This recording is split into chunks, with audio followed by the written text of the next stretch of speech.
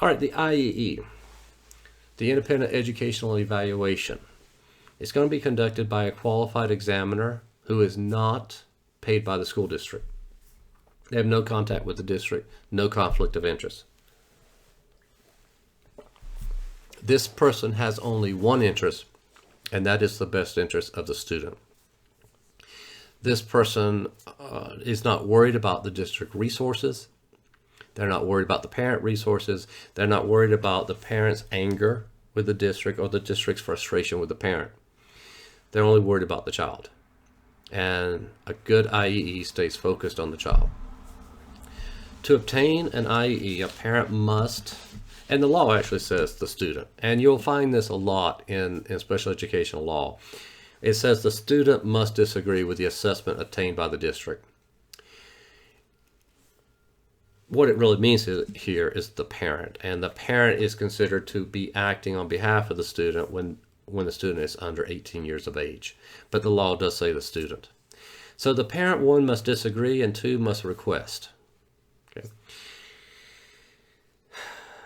What the parent does not have to explain why they disagree. In fact, you really can't even ask them. And even if you did, it wouldn't matter what answer they gave you, because the courts don't believe the parents are educational experts. They don't believe they are psychological experts. They don't believe that every parent out there should just understand every part of the psychoed and be able to tell you that, well, this standard score here is 3 points lower than this other standard score. And if you convert the T-score to a standard score for this test, you can see the conflict here between these two tests and the indications of. No parent's going to do that, right? Unless they're school psychologists. So the parents do not have to say why they disagree. They simply have to disagree. And they have to request an IEE. Okay.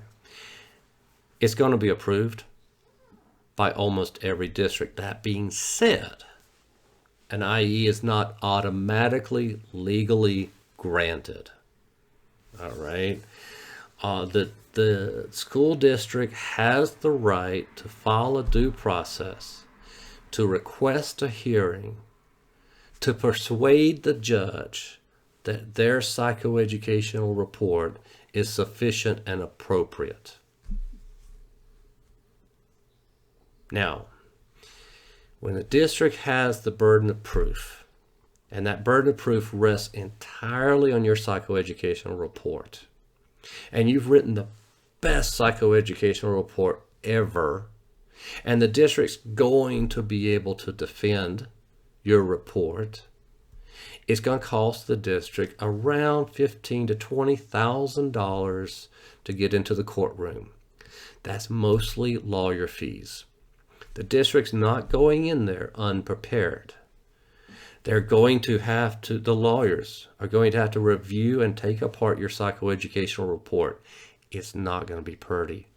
But let's say it is. Let's say they say this is the best thing we've ever seen. Well, that's probably 6 hours worth of lawyer time right there, right? Let's do this. Let's take this battle on. So now the lawyers are going to come in and train your director, your teachers, and yourself.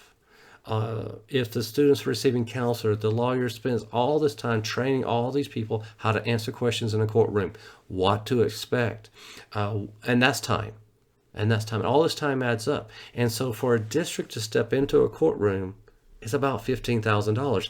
An IEE runs anywhere from $3,500 to $5,000. So financially, the district's better off just to grant the IE. So although it's not automatic, it pretty much is.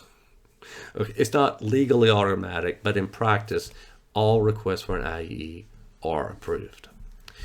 The district must also ensure that the independent educational assessment is provided totally at their expense. The parent pays nothing. Okay. So the parent can even ask for reimbursement of mileage and stuff like that from the district, should they choose to. Okay. One last piece of advice before we wrap this up is to please read those parent procedural safeguards at least once a year. And if you can read them 2 or 3 times a year, you'll be better off for it. Okay. They're giving out at every meeting. Just ask for a copy. Go back to your office and read them. All right, so the information in here is not legal advice. I'm simply quoting and referencing legal laws. Guys, listen, you want something fun to do, get the IDEA, get the Code of Federal Regulations that apply to special ed, and read it. It is so exciting. If you want on that listserv for all the cases, all the fair hearing summaries, send me an email. I'll be glad to help you with that. All right, but this is definitely not legal advice. Let me bring this to an end, and we'll take questions. Let's see here. Let's do this, and we'll do this. All right. Welcome back, everybody. For those of you who are still awake, you can unmute. Let's have some discussion. Yes, ma'am.